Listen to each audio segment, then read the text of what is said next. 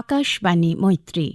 অতিথি স্টুডিওতে রয়েছেন অতীতের বিশিষ্ট কবি ও গীতিকার বটকৃষ্ণ দে। তাঁর সঙ্গে কথা বলেছেন ড মানস প্রতিম দাস। আজ শুনবেন প্রথম পর্ব।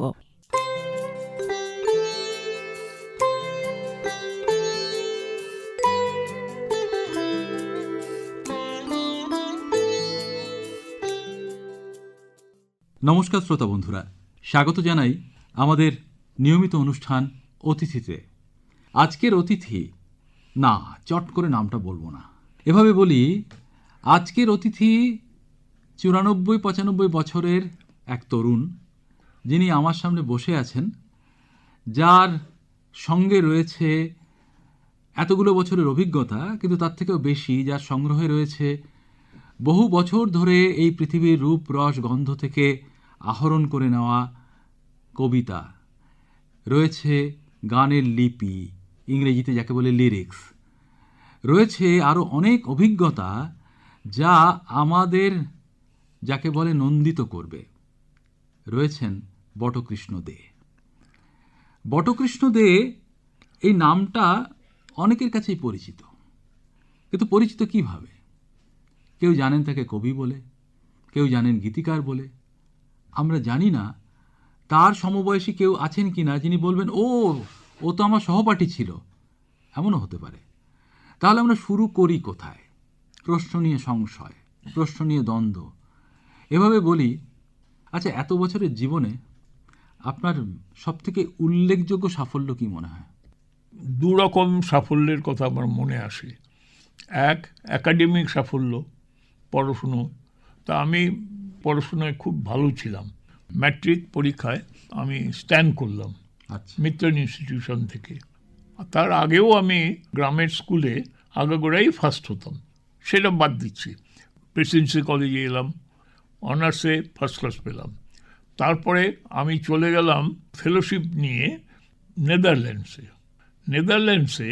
সেখানে যে পরীক্ষা হলো, সেখানে শুধু ফার্স্ট ক্লাসই পেলাম না, first class with distinction and with record marks পেলাম। তো কাজে আমার ছাত্রের জীবনের একাডেমিক সাকসেসটা মোটামুটি ইতিহাসটা এইরকম। তাহলে সত্যি সত্যি আমাদের এই পরিচিতিতে ত্রুটি থেকে গেল, কেননা শুরু করা উচিত ছিল ঝকঝকে একজন ছাত্র আমাদের সামনে বসে আছেন। ছাত্রই শুধু আমি ভালো, অনেক ব্যাপারেই আমি সাকসেসফুল। তুমি সাকসেসের কথা যখন বললে, প্রেসিডেন্সি কলেজের ফার্স্ট ইয়ারে পড়ি বা সেকেন্ড ইয়ারে পড়ি, তখন আমাকে চান্স একটা দেওয়া হলো যে তুমি কবিতা লেখো। আমি তখন দেশ পত্রিকাতে কবিতা লিখি, এবং কবিতা লিখে অল্প স্বল্প নামও হয়েছে। এটা সালটা কবে হবে? এটা 49 হবে, 1949। প্রায় 100 বছর হতে চলেছে।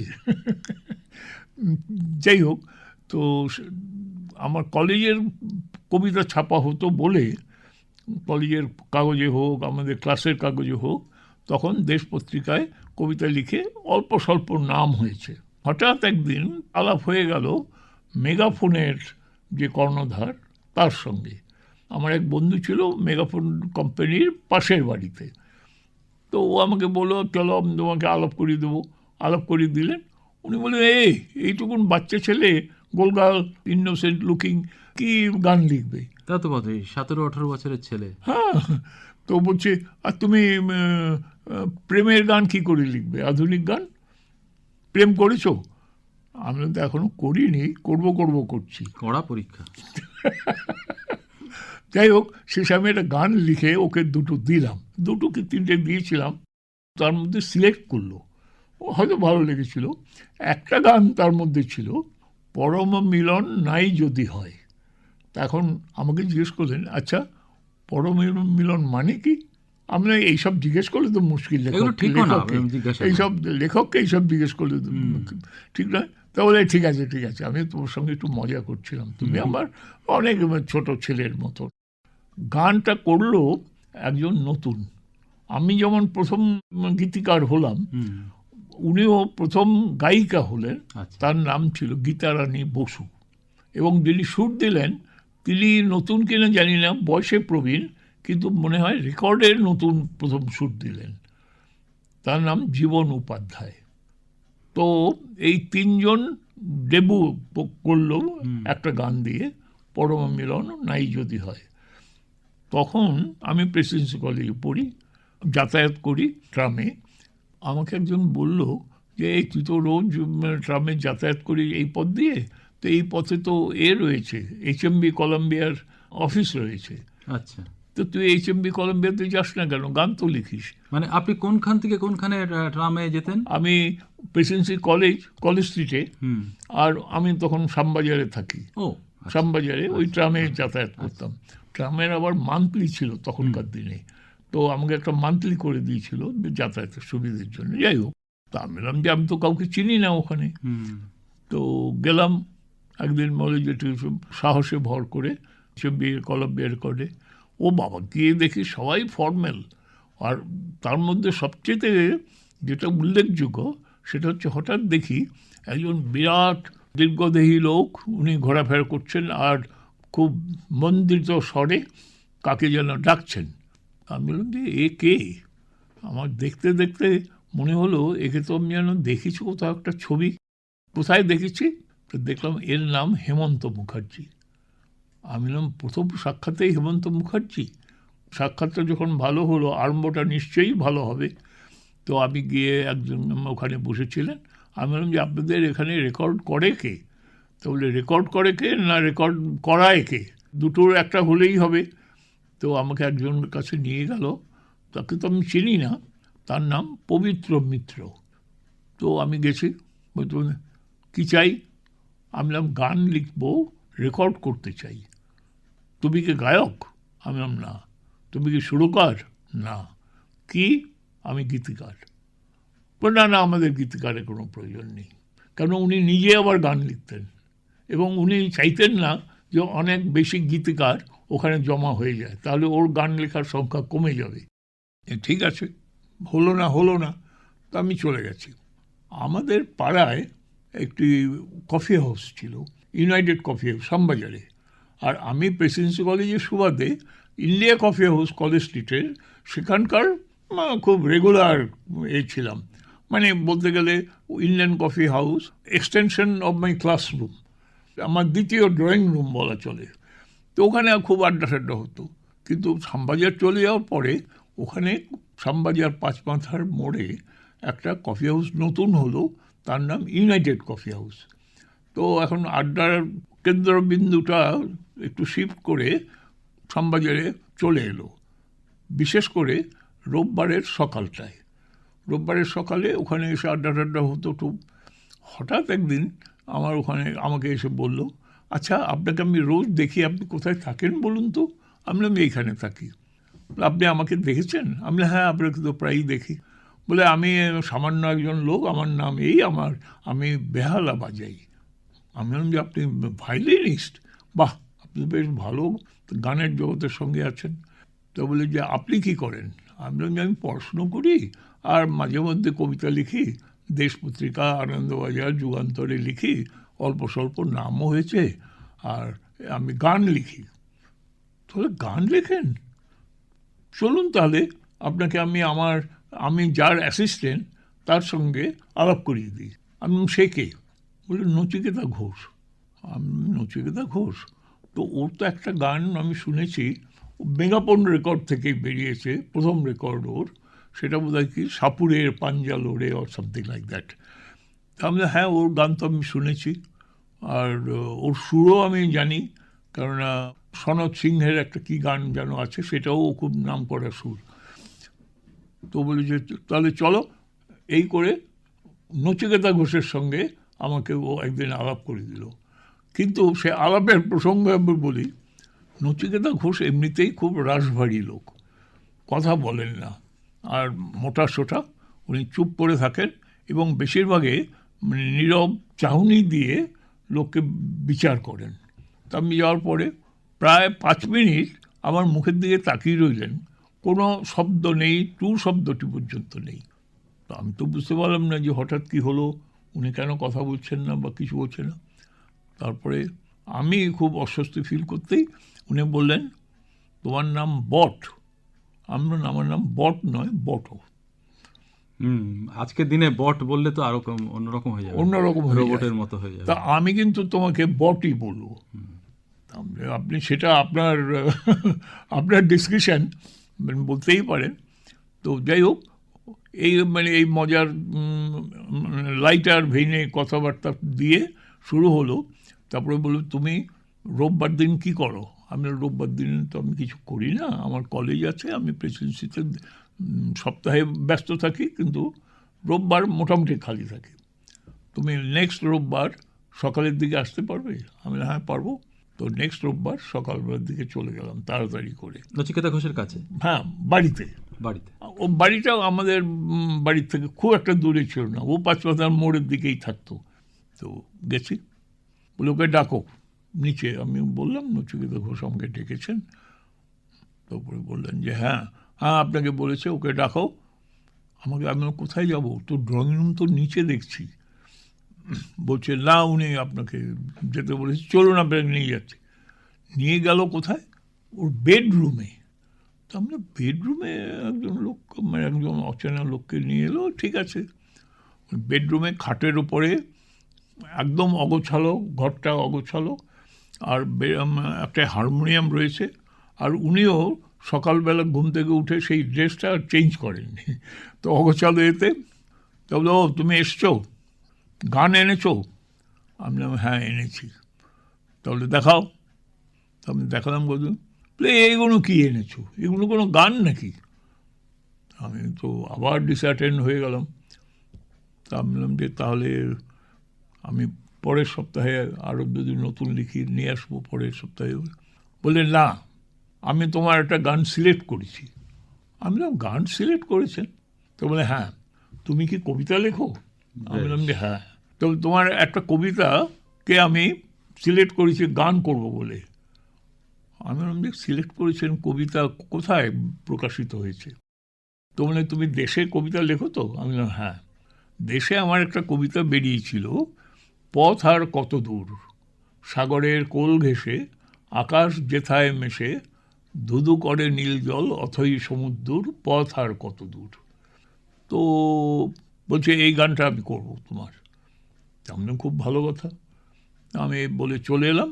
কিছুদিন পরে আমাকে HMB থেকে, না কলম্বিয়ার থেকে, মোস্ট প্রবলি কলম্বিয়া থেকে একটা চিঠি এলো যে তুমি এসে ইমিডিয়েটলি দেখা করো, you have to sign an indenture. আমি তো ইনডেঞ্চারের শব্দটার অর্থই জানি না। তো যাই হোক, ভয়ে ভয়ে গেলাম যে কিসের আবার সই করাবে, কী করাবে। তো উনি যেতেই উনি বললেন যে এটা কিছুই না, এটা একটা কন্ট্রাক্ট, তুমি গানটা আমাদের বিক্রি করে দিচ্ছ। কত টাকা দিল জানো? কি বলবো তোমাকে, মানে একটা it's a pretence of N amount. ভদ্রলোককে দিতে পারে না। আমরা মাছের বাজারে গেলে মাছওয়ালাকেও এখন তার থেকে বেশি মিনিমাম প্রাইস হয়, 10 টাকা না তারও কম বোধ হয় একটা অ্যামাউন্ট দিল। আমি যা দিয়েছে সেটাই প্রথম গানের পারিশ্রমিক হিসেবে, মন্দ কি, মানে এমনই বোধহয় হয়, এমনই বোধহয় হয়। তো আমি বললাম ইন এনি কেস আমি তো টাকার জন্য লিখছি না, তাই আমার এতে কোনো যায় আসে না। তো এবং এই কথাটা শুনে উনি আবার আরও বেশি বোধহয় একটু সাহসী হলেন যে পরেও ওকে যে গান করানো যাবে, টাকা না দিলেও চলবে, এবং পরে আর টাকাই দিলেন না। শ্রোতা বন্ধুরা, আমরা কথা বলছি যার সঙ্গে, তাকে যদি চলমান ইতিহাস বলি তিনি রাগ করবেন না। তিনি বটকৃষ্ণ দে। তিনি একজন সফল ছাত্র, সফল কবি। আমি জানি না সফল কবি বলতে ঠিক কী বোঝায়, তবু আমরা ব্যবহার করলাম, এবং জনপ্রিয় গীতিকার। তার সঙ্গে আরও অনেক কিছু আমরা সেটাই শুনছি। কোনো প্রশ্ন আমরা করছি না, সত্যি সত্যি একটিমাত্র প্রশ্নে আমরা এই চলমান ইতিহাসের ছোঁয়াটুকু পেয়ে গেছি। আমাদের গাড়ি গড়াতে শুরু করেছে, আমরা কেবল শুনবো। বেশ, না আমি এখন আমার প্রসঙ্গে নিজেকেই এতগুলো কিছু কথা বলতে আমারও একটু এম্বারাসিং লাগছে। আমাদের একটুও লাগছে না, তাহলেও প্রচার বা সম্প্রসার তো অন্য লোকরাও শুনছেন, তারা কি ভাবছেন যে এ তো দুর্বিনীত একটি কবি, গীতিকার। আমরা অপেক্ষা করবো চিঠির জন্য, আপাতত ইতিহাস শুনি। করলেও উপায় কিছু নেই, আমি যেই রকম সেই রকম। নচিকেতা ঘোষের সঙ্গে কাজ করে সেই গানটি রেকর্ড হলো। রেকর্ড রেকর্ড এই গানটি সম্পর্কে একটু ছোট একটু গল্প বলি, ছোট্ট। তো আমরা কয়েকজন প্রেসিডেন্সির বন্ধু মিলে দার্জিলিং বেড়াতে গেছি। দার্জিলিংয়ে টাইগার হিলসে বেড়াতে গেছি ভোর রাত্রির থেকে, কেন সূর্য ওঠার আগে পৌঁছতে হবে। কাজে আমরা ফুট হিলস থেকে অনেকটা পথ হেঁটে যেতাম, বোধহয় যেতে হয়, এখন আর অতটা মনে নেই কারণ তখন আমরা ছাত্র ছিলাম। তো আমরা হেঁটে হেঁটে যাচ্ছি 3 জন কি 4 জন। তো যেতে যেতে আরেকটা গ্রুপ, এবং অনেক গ্রুপই যাচ্ছে, ইয়ং গ্রুপ, একটা গ্রুপ সামনে দেখি একটা গান করতে করতে যাচ্ছে। তো কি গান, একটু আপসা আপসা ভেসে আসছে, অথচ আমরা শুনতেও পাচ্ছি কি না, পথ আর কত দূর। ওরা ভাবছে পথ আর কত দূর, সেই অর্থে টাইগার হিলসটা কত দূর। আমি ভাবছি যে এ তো আমার গানটা গাইছে। তো এই করতে করতে আমার এক বন্ধু, খুব বেশি উৎসাহী, অতি উৎসাহী বন্ধু, ছুটে গিয়ে ওকে বলল, এই আপনি এই গানটা গাইছেন, জানেন এই গানের লেখককে? এই আমার বন্ধু এইখানে আমাদের সঙ্গে আছে। বলে, ও তাই বুঝি, কে উনি? এখন ওরা হয়তো ওই বয়সে গীতিকার, কে গীতিকার এত সব জানে টানেও না। বলে, আপনি গানটা লিখেছেন? বাহ, কোথায় আছেন? আমরা বলে, আমরা এরকম স্নোভিউ হোটেলে আছি। বলে, আমরা বাড়ি ফিরে গিয়ে আপনি সন্ধ্যাবেলা আপনি আমাদের সঙ্গে চা খাবেন, আমি আপনাকে গিয়ে নিয়ে আসবো। তো এই পথ আর কত দূরের সুবাদে আমার সেদিনকার সন্ধ্যেটা এবং টাইগার হিলসের সকালটা দারুণ কেটেছিল মজায়। তো এটা তো একটা গল্প হলো পথ আর কত দূর নিয়ে। যাই হোক, সেভাবে চলছে। দ্বিজেন মুখার্জি মশায়, তো উনি ছিলেন নচিকেতার ভীষণ বন্ধু, মানে খুব অন্তরঙ্গ বন্ধু বলা চলে। তুই করে কথা ওদের শুনেছি, সম্বোধন করে। নচিকেতা বললেন, এই তুমি আর একটা গান লিখে দাও তো, এই দ্বিজেনকে দিয়ে করাবো। তো আমি 2-3টে গান লিখে দিলাম। একটা দিলে তো আর ওদের হয় না, মন ওঠে না, তো করে দিলাম। তো উনি একটা গান দ্বিজেনের জন্য সুর করলেন, হে মহা পৃথিবী, এ জীবনে শুধু ব্যথার দেউল সাজালাম, বলো বিনিময়ে তার কি পেলাম। তো এই গানটা এত পপুলার হলো যে অল ইন্ডিয়া রেডিওর অনুরোধের আসর বলে একটা মানে সেগমেন্ট ছিল, সেখানে প্রায় প্রতি শনিবার এই গানটা বাজানো হতো। এবং এত পপুলার, জনপ্রিয় হলো যে আমাকে লোকে এই যে পৃথিবী যাচ্ছে বলে সম্বোধন করতো দু এক সময়। কলেজেও এটা হয়ে গেল শেষে। তো যাই হোক, এইভাবে তো গান লেখা হচ্ছে, কিন্তু আর বেশি কিছু এগোচ্ছে না। তো আমিও ছেড়ে দিয়েছি, আমি তো আর গান। একটা প্রশ্ন চলে আসে, প্রেসিডেন্সি কলেজে পড়াশোনা করছেন, পাশাপাশি গান লেখা, কবিতা লেখা চলছে। সাধারণভাবে দেখা যায় যে পড়াশোনার বাইরে অন্য কিছু করলে মা বাবা রাগ করে, বলে পড়াশোনাটা উচ্ছন্নে যাচ্ছে। সেরকম কোনো সমস্যা আপনার ছিল না? আমার ছিল না, দুটো কারণ। আমার মা তো মারা গেছেন যখন আমার বয়স ছিল 1 মাস, শুধু 1 মাস। কাজে মাকে আমি চিনি না, ভালো করে দেখিও নেই, কাজে আমি জানি না মানে মা কেমন, আমি সেটা শুধু পরে অনুভব করেছি। এই সূত্রে জেনে নেওয়া, আপনার জন্ম কোথায় হয়েছিল? আমার জন্ম হয়েছিল কলকাতায়, আচ্ছা। কিন্তু আমার শৈশব কেটেছিল পূব বাংলার ঢাকা জেলার বিক্রমপুরে। সেখানে ছোট মা মরা ছেলেটিকে আমার জেঠিমা, বড় জেঠিমা, উনি থাকতেন সেই পূব বাংলায়, ওখানে গ্রামে। তো সেখানে পদ্মার পাড়ে, এবং সেই পদ্মার স্মৃতিটা আমার ভীষণ করে বারবার টানে। উনি আমাকে লালন পালন করে মানুষ করেছেন, তাকেই আমি মা বলে জানতাম। বাবাও কি ওখানে? না, বাবা ওখানে থাকতেন না, কলকাতায় উনি থাকতেন। তবে বাবা আমার পরে দ্বিতীয়বার দ্বার পরিগ্রহ করে আমাদের তেমন করে একটা খুব একটা আদর যত্ন নিয়ে দেখাশুনো করতেন, আগ্রহ নিয়ে, সেরকম কিছু না। সুতরাং পড়াশোনা করার সময় আপনার যে গান লেখা, কবিতা লেখা, এটা নিয়ে কোনো বাধা অন্তত ছিল না? না, আমার মা ছিলেন না, আর আমার জেঠিমা তো মার থেকেও বেশি, উনি তো আমাকে সব ব্যাপারে মানে উৎসাহ দিয়ে গেছেন। আর বাবা কোনো কনসার্নই ছিলেন না, আমি কি করছি কি না করছি তা নিয়ে কনসার্নই ছিলেন না। এমনকি আমি একটু পরের মানে একটু ইতিহাসে এগিয়ে যাচ্ছি, তো এমনকি পরে আমি যখন ইউনিভার্সিটিতে এসে আমার সহপাঠিনীকে, এবং সবচেয়ে সুন্দরী সহপাঠিনী, এবং তাকে মিস ইউনিভার্সিটি বলা হতো, এত সুন্দর।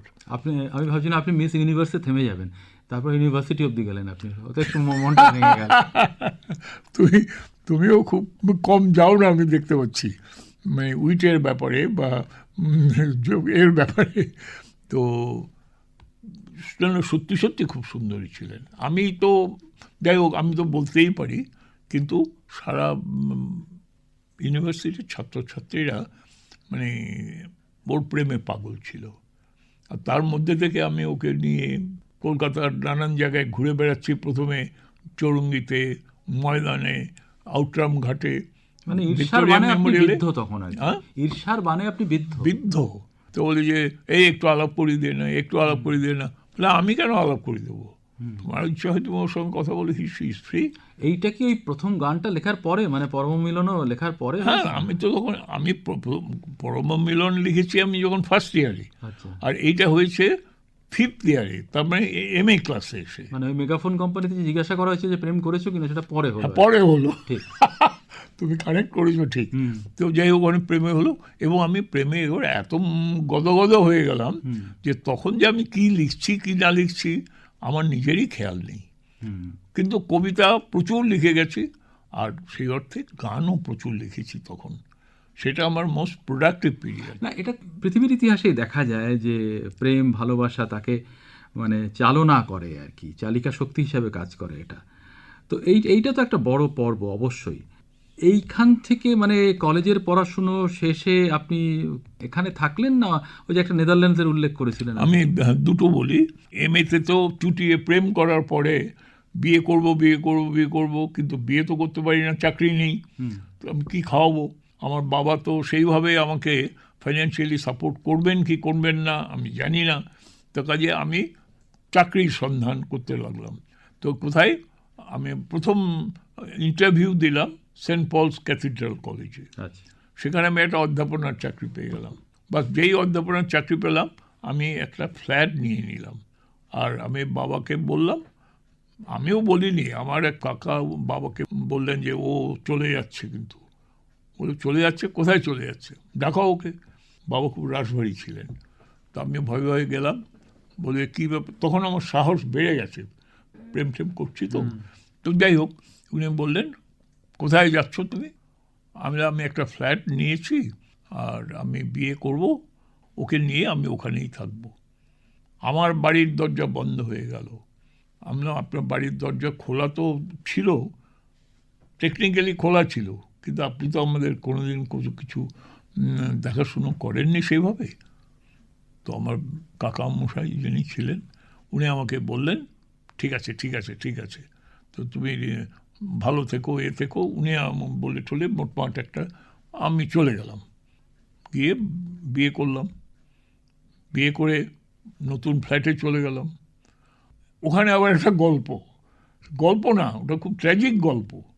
1 মাসের মধ্যে আমার নতুন ফ্ল্যাটে যে আমি বিয়ের পরে যে সমস্ত অলংকার, শাড়ি, গয়না, ব্লাউজ আমার স্ত্রীর, আমার তো 2 প্যান্ট 2 শার্ট ছিল, তো ওর সেই পুরো ট্রাঙ্ক রাত্রিবেলা গ্রিল কেটে চোর এসে সব চুরি হয়ে গেল। চুরি হয়ে যাওয়াতে তো আমরা তো, ও কী করবে, পড়বে। আর ও বলল আমি এই বাড়িতে আর কিছুতেই থাকতে পারবো না, আমি ফিলিং ভেরি আনসেফ। তো আমি এখন ইমিডিয়েটলি কোথায় যাব? এখন তো কোনো ফ্ল্যাটও নেই আমার সন্ধানে। তখন ওর বোন, ওর দিদি বলল যে আরে চিন্তা করছো কেন, তুমি আমার বাড়িতে এসে থাকো।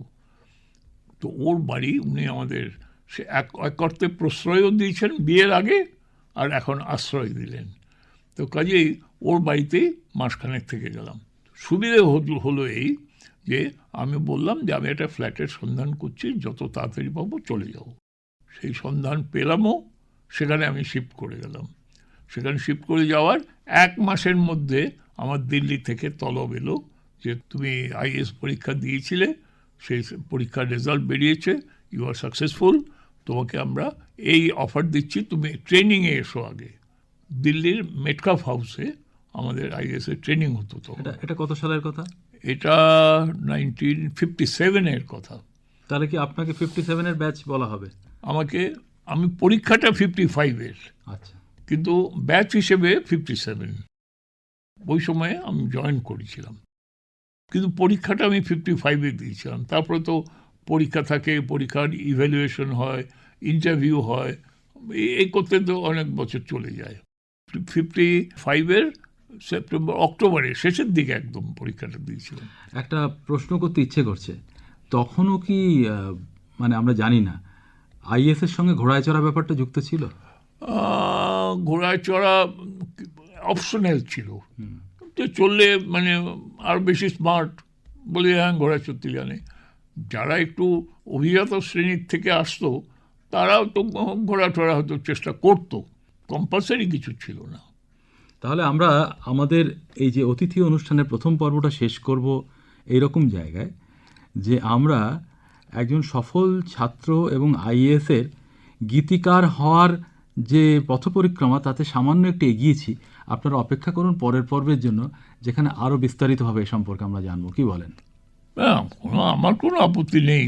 তাহলে শ্রোতা বন্ধুরা, আমরা অপেক্ষা করি পরের পর্বের জন্য। আমাদের সঙ্গে থাকবেন বটকৃষ্ণ দে, থাকবেন গীতিকার, থাকবেন কবি, থাকবেন আইএস, এবং তিনি এই চলমান ইতিহাসের যে বর্ণনা শুরু করেছেন আজকে, সেটাকে সেদিনও ধারাবাহিকভাবে বলে যাবেন। অনুষ্ঠান থেকে আজকে বিদায় নিচ্ছি, নমস্কার জানাই।